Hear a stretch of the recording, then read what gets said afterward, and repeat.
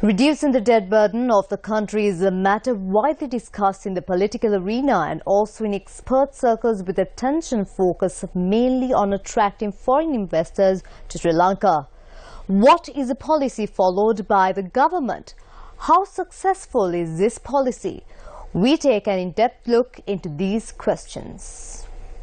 Explaining the government's 5-year development plan in Parliament, Prime Minister Ranil Wickremesinghe elaborated on the need to attract more foreign direct investment to the country for economic growth. On the 5th of November 2015, the Prime Minister spoke about several new institutions that would be set up for this purpose. We will establish a state-holding corporation limited similar to the Temasek Company of Singapore, which will manage state enterprises. We have decided to completely reorganize and restructure the Board of Investments, the Export Development Board and the Tourism Authority. We hope to complete this task within a period of 3 years. A new institution named the Agency for Development will be established to operate the aforementioned institutions during this period. An international trade agency will also be established with the aim of streamlining international trade affairs.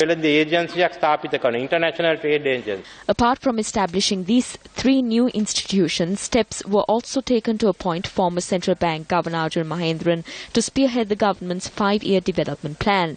As a result, Arjuna Mahendran was among the delegation that accompanied the Prime Minister on his visit to Singapore and Indonesia, while the Managing Director of the Agency for Development has been included as Chief Authority on Investments in the Prime Minister's delegation for the tour to China.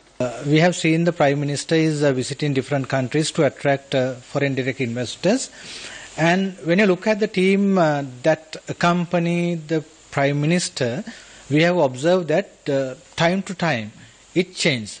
So my concern is now, since we have number of organizations and the ministries relating to or directly relevant for this particular foreign direct investment category, the government is again proposing other 3 like State Holding Corporation and Agency for Development, the same time International Trade Agency.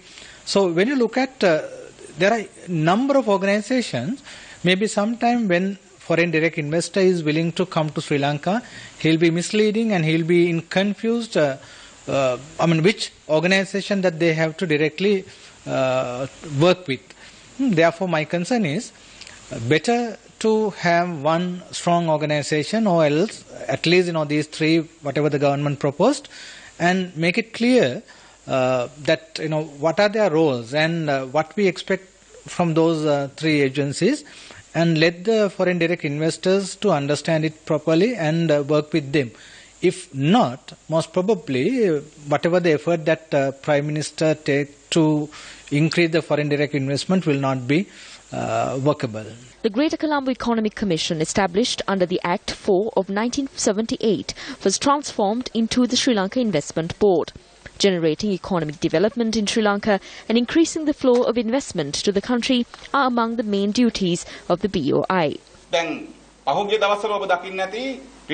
When there is such an institution in existence, Ranil Wickremesinghe takes Arjuna Mahendran along with him to bring investments to the country. Some of the institutions set up are not legalized yet. Where are the investors? How can there be confidence? BOI එකක් අයන්නේ නැතුව මේ හොර ආයතන මේ තමන්ගේ යාළුවෝ ටිකත් එක්ක දැන් එකතු වෙලා මේ වෙන වැඩක් කරලා යනවා.